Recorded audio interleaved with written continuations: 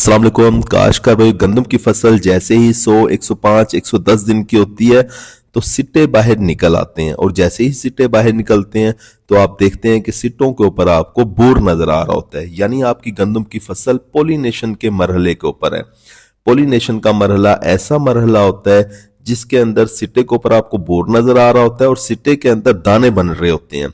यानी पॉलिनेशन का अमल जितने अच्छे तरीके से मुकम्मल होता है, सिट्टे के अंदर उतने ही ज्यादा दाने बनते हैं, और पॉलिनेशन का अमल जितने बुरे तरीके से नाकाम हो जाए या सही तरीके से मुकम्मल ना हो तो दाने भी कम बनते हैं। यानी हमारे काश्तकार दोस्त की जो पैदावार है वो बहुत ज्यादा डिपेंड करती है पॉलिनेशन के ऊपर।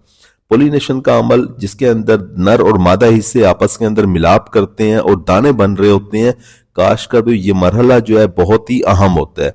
हमारे काश्तकार दोस्तों को चाहिए कि इस मरहले के ऊपर कुछ गलतियां ना करें। वो गलतियां कौन सी हैं वो इस वीडियो के अंदर हम आपको बता रहे होंगे। देखें, इस वक्त जब आपकी फसल पॉलिनेशन के मरहले के ऊपर है तो आपको चाहिए कि आपके खेत के अंदर खुश्की नहीं होनी चाहिए, पानी का सोका ना हो, यानी पानी की कमी ना हो फसल के अंदर।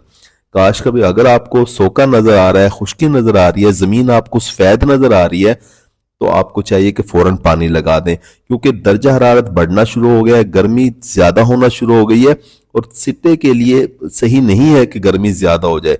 दर्जा हरारत अगर ज्यादा हो गया, गर्मी ज्यादा पड़ गई तो दाने कम बनेंगे। काश्तकार भाई, यही वजह है कि बास सिट्टों के अंदर आपको 30-35 दाने ही नजर आते हैं और बास सिट्टों के अंदर आपको 70 से 80 दाने भी नजर आते हैं। ये जो ज्यादा दाने आपको नजर आते हैं ये उन काश्तकार दोस्तों के होते हैं जो इस वक्त खेत के अंदर पानी लगा के रखते हैं, यानी नमी होनी चाहिए खेत के अंदर। दूसरा, वो पोटाश खाद का भी इस्तेमाल करते हैं। देखिए, इस वक्त पौधे को बहुत ज्यादा जरूरत होती है पोटाश खाद की। पोटाश खाद एक ऐसी खाद है जो पौधे को गर्मी से बचाती है, पौधे के अंदर पानी के प्रेशर को मेंटेन करती है और दाने की भराई बहुत अच्छे तरीके से मुकम्मल करती है। काश्तकार भाई, पॉलिनेशन का अमल डिस्टर्ब होता है ज्यादा दर्जा हरारत के ऊपर, पानी की कमी के ऊपर, और इसी तरह से पोटाश की कमी की वजह से भी पॉलिनेशन का अमल जरूर डिस्टर्ब होता है। लिहाजा हमारे काश्तकार दोस्तों को चाहिए कि अभी तक उन्होंने अगर पोटाश खाद का इस्तेमाल नहीं किया और उन्हें पानी भी लगाना है तो लाजमी तौर पर पोटाश खाद का इस्तेमाल कर दें। देखिए, आमतौर पर इस वक्त हमारी गंदम के खेतों के अंदर नमी होती है, क्योंकि हमारे काश्तकार दोस्त गोब की हालत के अंदर पानी लगा देते हैं, लेकिन वो काश्तकार दोस्त जिनकी अच्छी मैरा जमीन है या पक्के वट की जमीन है तो फिर तो लाजमी नमी होगी।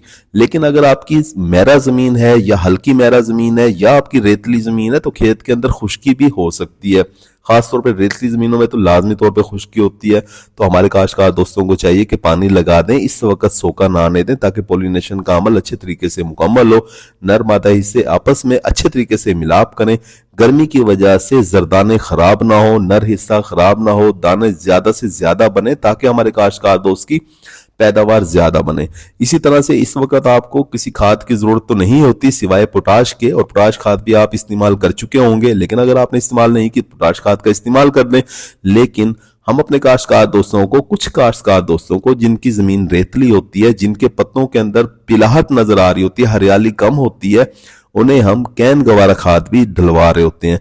कैन गवारा खाद, कैल्शियम अमोनियम नाइट्रेट खाद भी जिसे कहा जाता है, ये एक ऐसी खाद है जो पौधे को थोड़ा सा हरियाली भी देती है और पौधे को देर तक, यानी 10 से 12-15 दिन तक ताकत के अंदर रखती है। थोड़ी थोड़ी करके नाइट्रोजन देती रहती है, पत्ते के अंदर हरियाली बरकरार रहती है।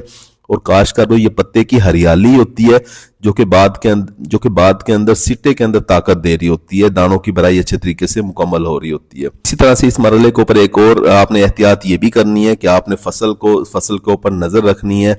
अगर आपको रस्ट वाली, कुंगी वाली बीमारी नजर आ रही है, खासतौर पर फ्लैग लीफ जो ऊपर वाला पत्ता है, इस पत्ते के ऊपर अगर आपको कुंगी वाली बीमारी नजर आ रही है तो फिर आपको लाजमी तौर पर स्प्रे करवा देना चाहिए, और स्प्रे शाम के वक्त करवाएं, क्योंकि इस वक्त पॉलिनेशन चल रही है, दोपहर के वक्त आपने स्प्रे नहीं करवाना।